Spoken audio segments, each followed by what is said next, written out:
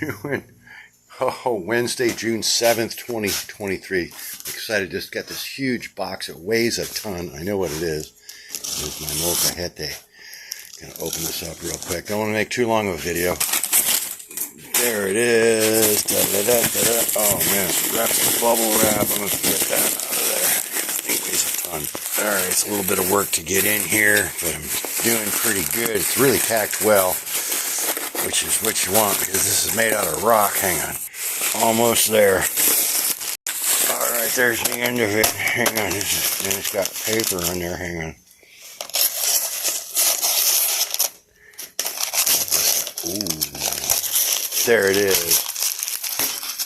That is the pestle part of it.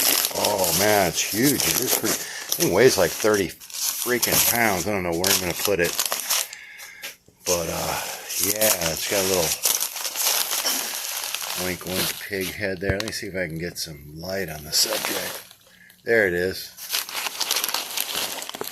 Well, that was very well packed, and that's what a handle of wild turkey looks like sitting in there. It is a good sized bowl. I don't know if it's 11 inches, but it's close. Maybe, I think it's 11 from there to there.